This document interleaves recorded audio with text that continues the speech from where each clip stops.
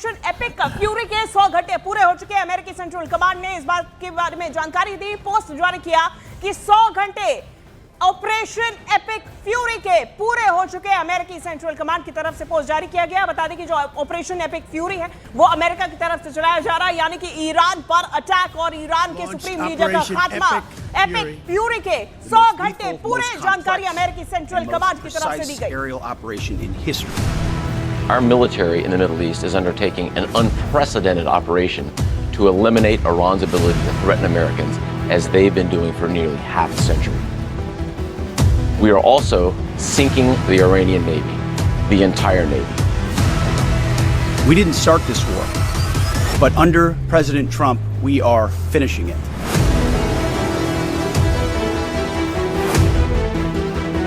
Combat operations continue at this time in full force, and they will continue until all of our objectives are achieved.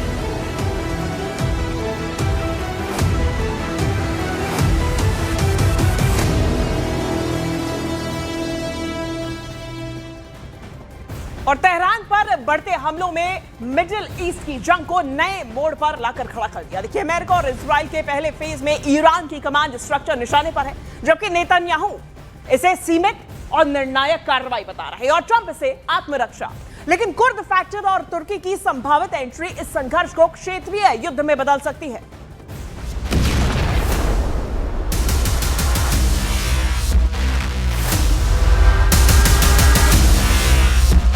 America और Israel ने Tehran पर अपने strike के दायरे को बढ़ा दिया है। पहले फेज में ईरान की सत्ता और मिलिट्री ठिकानों को टारगेट किया जा रहा है। रिपोर्ट्स के मुताबिक राष्ट्रपति कार्यालय के आसपास के इलाके और कई सरकारी टारगेट इन हमलों की जद में आए हैं। यानी संकेत साफ है, जंग के पहले फेज में तेहरान की कमांड स्ट्रक्चर सीधे निशाने पर है। लेकिन सवाल है कि इसके आगे ट्रंप और नेतन्याहू का प्लान क्या है? क्या अमेरिका फेज 1 के बाद फेज 2 लॉन्च करेगा या CIA की मदद से फाइनल फेज लॉन्च कर विद्रोह की आग को हवा देकर ईरान में सीधे सत्ता परिवर्तन वाले प्लान को अंजाम देगा? Said it could be quick and decisive. It may take some time, but it's not going to take years. It's not an endless war. In fact, it's an effort right now to achieve the peace that we all yearn and pray for. And I think together we'll achieve it. लेकिन अगर Kurd लड़ाकों को Iran के खिलाफ इस्तेमाल किया गया तो इस जंग में एक और बड़ा खिलाड़ी कूद सकता है, क्योंकि तुर्की लंबे समय से कुर्द विद्रोहियों को अपने लिए सबसे बड़ा सुरक्षा खतरा मानता रहा है। अंकारा को डर है कि अगर ईरान, इराक और सीरिया के कुर्द इलाके मिलकर कुर्दिस्तान की मांग तेज करते हैं तो इसका असर सीधे तुर्की की सीमाओं पर पड़ेगा। कुर्द दुनिया की सबसे बड़ी ऐसी आबादी है जिनका अपना कोई देश नहीं है। दुनिया में इनकी आबादी 3 से 4 करोड़ के आसपास है। ये 4 देश तुर्की, ईरान, इराक और सीरिया में फैले हुए हैं। अगर कुर्दिस्तान बना तो इन 4 देशों की जमीन नए देश का हिस्सा बन सकती है।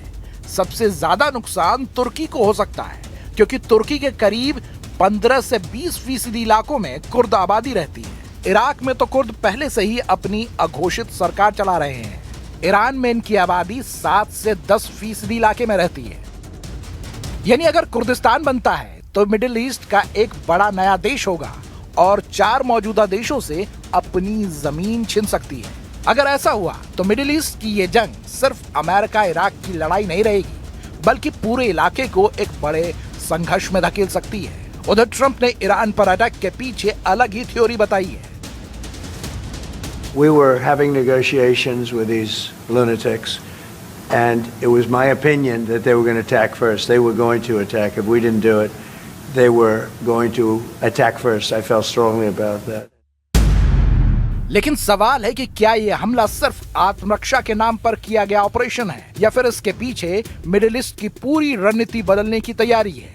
क्योंकि तेहरान पर हमले के साथ साथ ईरान के अंदर विद्रोह की चर्चा और कुर्द लड़ाकों की संभावित एंट्री इस जंग को और जटिल बना रही है। अगर ये संघर्ष सीमा पार हमलों से आगे बढ़कर ईरान के अंदरूनी इलाकों तक फैलता है तो इसका असर सिर्फ तेहरान तक सीमित नहीं रहेगा।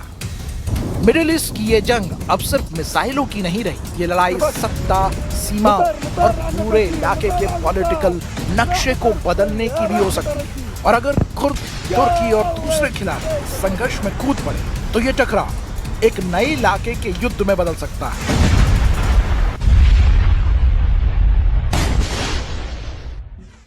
और अमेरिका, इजराइल और ईरान के बीच में जो तनाव है वो बढ़ा, मिडिल ईस्ट तक पहुंचा और अब पश्चिम एशिया तक पहुंच गया है। जानकारी सामने आ रही है, जहां पश्चिम एशिया में अमेरिकी सैन्य बेस पर ईरान के हमले लगातार जारी।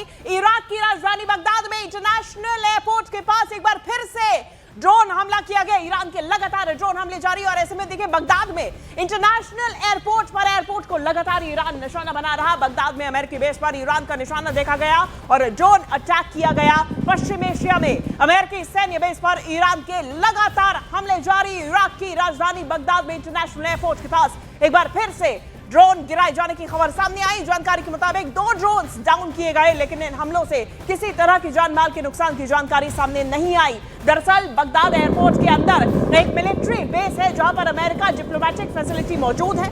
ईरान इसी बेस को टारगेट कर रहा है और ऐसे में ड्रोन अटैक्स ईरान की तरफ से किए जा रहे हैं। हालांकि 2 ड्रोन्स को मार गिराया गया, इंटरसेप्ट किया गया, लेकिन उसके बावजूद कोई जान माल का नुकसान नहीं हुआ। पश्चिम एशिया में अमेरिकी सैन्य बेस पर ईरान ने हमला किया और ईरान की तरफ से देखिए लगातार ऑपरेशंस जारी हैं। और ईरान के हमलों के बीच में देखिए इजराइल में रेस्क्यू टीम, सुरक्षा बल मुस्तैद है और हालात बेहद संवेदनशील बने हुए हैं। वॉर जोन से देखिए न्यूज़ 18 इंडिया संवाददाता रिफत अब्दुल्ला की ये एक्सक्लूसिव रिपोर्ट। तो ये आप साफ तौर से देख रहे हैं कि आईडीएफ की टीमें यहाँ पे पहुँच रही हैं। इनको लग रहा है कि यहाँ इसी एरिया में जो है ये गिरा है और अब ये कोशिश की जा रही है कि वहाँ पे इनकी तरफ से कि जल्द से जल्द पहुँचा जाए। फिलहाल इस जगह पे हम देख रहे हैं कि सिर्फ सायरन्स बज रही हैं और जो ये सारा एक्शन है ये आप न्यूज़ 18 इंडिया पे एक्सक्लूसिवली देख रहे हैं। न्यूज़ 18 इंडिया की टीम है रियल ग्राउंड ज़ीरो पर, ये देखिए। तो ये हालात हैं, यहाँ पे लगातार रेस्क्यू ऑपरेशन की टीमें आ रही हैं।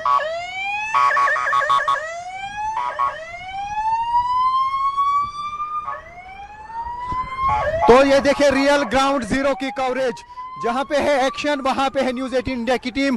युद्ध क्षेत्र में रियल ग्राउंड ज़ीरो से रिपोर्टिंग कर रही है न्यूज़ 18 इंडिया की टीम। फिलहाल हमें लग रहा है कि यहीं पर जो है ये आसमान में बिल्कुल हमारे सामने जोरदार धमाके हुए और ऐसा लगता है कि यहाँ पर ही बाद में ये मलबा गिरा होगा रॉकेट का या मिसाइल का, क्योंकि इंटरसेप्ट किया गया है आसमान में इन मिसाइल्स को। ईरान की तरफ से लगातार जो है इस तरीके से हमले किए जा रहे हैं और यहाँ पे यही लगातार देखने को मिल रहा है, चाहे जेरूसलम हो, चाहे टेल अवीव हो, हाइफा हो, जितने भी शहर हैं बड़े बड़े इसराइल के, वहाँ पर इस तरीके से लगातार हमले किए जा रहे हैं। तो वहीं दूसरी तरफ ईरान पर अमेरिका और इजराइल के हमले में अमेरिकी B-2 बॉम्बर्स की एंट्री से ही ईरान बौखला गया। अब इस बीच ईरान के आसमान से B-2 बॉम्बर के एक्शन का एक वीडियो सामने आया। ईरान में B-2 बॉम्बर से इस्लामिक शासन के खिलाफ लगातार हमले हो रहे हैं और ऐसे में B-2 बॉम्बर के हमलों से ईरान में भयानक तबाही का दावा किया जा रहा है। B-2 बॉम्बर को सबसे एडवांस्ड और हाई स्ट्राइक कैपेबिलिटी वाला माना जाता है और ऐसे में इसकी वजह से तबाही का जो मंजर है वो ईरान में काफी ज्यादा देखा जा रहा। अमेरिका इजराइल के हमले में अमेरिकी B-2 बॉम्बर की एंट्री से ईरान बौखलाया हुआ है। ये तस्वीरें सामने आई ईरान से, जहां पर B-2 बॉम्बर्स का इस्तेमाल किया गया और ईरान में इसी बीच में ईरान के आसमान से B-2 बॉम्बर के एक्शन का एक वीडियो सामने आया, जहां ईरान में B-2 बॉम्बर से इस्लामिक शासन के खिलाफ लगातार हमले जारी हैं। और इजराइल ईरान जंग पर चीन की अपील सामने आई। देखिए चीन के विदेश मंत्री वांग यी ने जंग रोकने की अपील की। चीन की तरफ से कहा गया कि सभी पक्ष सैन्य कार्रवाई रोक दे। चीन के विदेश मंत्री सऊदी अरब के विदेश मंत्री से बात कर चुके और इस बीच जानकारी सामने आई कि चीन की तरफ से अपील की है और चीन ने कहा कि वांग यी, विदेश मंत्री चीन के वांग यी ने कहा कि जंग रोक दिया जाए, सभी पक्ष सैन्य कार्रवाई को रोक दें। चीन के विदेश मंत्री ने सऊदी अरब के विदेश मंत्री से इस बीच बात की। बता दें कि सऊदी अरब की तरफ से अभी लगातार रिटेलिएट किया जा रहा है और क्योंकि लगातार ईरान की तरफ से सऊदी अरब में मौजूद अमेरिकी एयरबेस और दूतावास को टारगेट किया जा रहा और ऐसे में सऊदी अरब के विदेश मंत्री से चीन के विदेश मंत्री ने बात की है। 3 तस्वीरें आपको दिखाते हैं। टेल अवीव में मिसाइल अटैक की तस्वीरें सामने आई। रक्षा मंत्रालय के पास हमला किया गया। इजराइल के अंदर ही रक्षा मंत्रालय के पास में ईरान की तरफ से हमला किया गया, अटैक किया गया। ईरान में भी कई मिसाइल्स दागी गई हैं। ये तस्वीरें सामने आई हैं और 3 तस्वीरों में आप तबाही का मंजर दोनों ही तरफ का देखिए। जहां एक तरफ अमेरिका और इजराइल की तरफ से ईरान पर हमले किए जा रहे, तो वहीं ईरान की तरफ से भी कई ड्रोन अटैक्स, मिसाइल अटैक्स जारी हैं।